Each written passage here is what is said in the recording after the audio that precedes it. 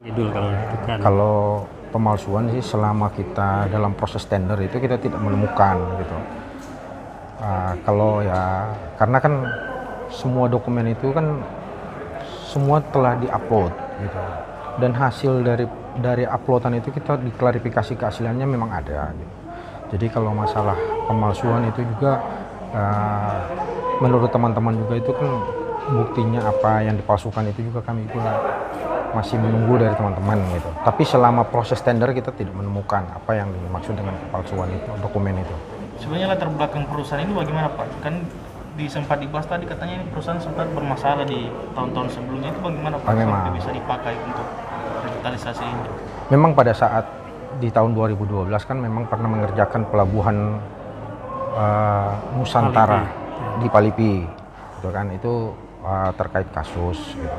Tapi setelah kita baca putusannya itu kan sudah melaksanakan hukumannya, sehingga perusahaan ini setelah melaksanakan hukuman yang menjadi tuntutan itu kan berarti dia kan sudah berhak kembali untuk menjalankan perusahaan tersebut, bergerak di bidang konstruksi.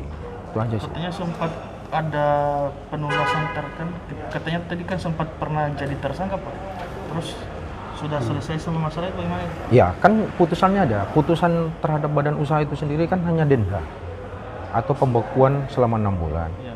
Jadi kan dendanya itu sudah dibayar. Termasuk blacklist itu Pak yang katanya blacklist. Selama sejak berperkara sampai dengan saat ini kita tidak menemukan dia tercantum di dalam blacklist Inaprok. Gitu. Kalau blacklist itu ada di LKPP Pak. Jadi tapi dalam aturan bisa kemudian mereka sampai blacklist. Kalau itu kan sejak dia berperkara seharusnya PPK di sana atau KPA di sana memblacklist gitu kan. Tapi itu kan tidak ada blacklist.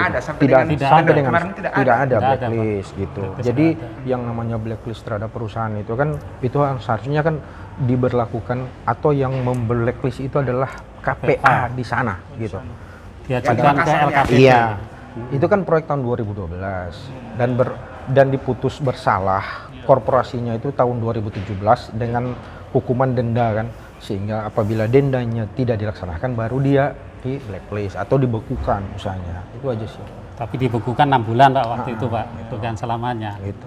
Terus ada upaya juga terhadap pelunasan itu Pak, pelunasan itu Pak, ada upaya tadi. Ya. Jadi kan sebelum putusan tahun 2017 di bulan November PT Fatima sudah menyetor kerugian negara 280 juta. Setelah putusan, sehari setelah putusan tanggal 21 Juni dia membayar denda pidana yang dimaksud dalam putusan pengadilan tersebut. Jadi Pak, sampai dengan tender kemarin itu tidak ada satupun instansi yang melaporkan bahwa ini ada bermasalah yang CVE bersangkutan ini. Tidak ada laporan sama sekali. Tidak ada. Dan blacklist pun tidak ada. Sehingga itu yang jadi landasan. Iya, karena Pokja kan terbatas sampai dengan melihat apakah dia blacklist, dia pilot, atau dia tersangkut, direksinya tersangkut perkara. Nah masalah itu kan di tahun 2020 itu dari Januari sampai dengan Agustus itu kan ada pernyataan dari pengadilan, di mana tempat kedudukan perusahaan itu, Pengadilan Negeri Makassar.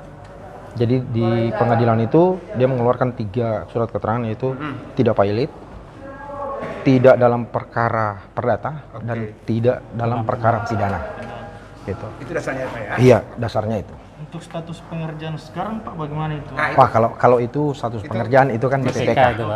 Kita tidak berkompeten untuk menjawab itu. Tapi sekarang perusahaan itu masih sementara berjalan Pak? Iya, kontraknya kan baru 1 bulan yang lalu. 2 tahun ini pengerjaan Pak? 1 tahun, 365 hari. 2 tahun anggaran Pak, tapi 2 tahun anggaran. Waktunya 360. Tapi dia mulai dari September ini sampai dengan September tahun depan.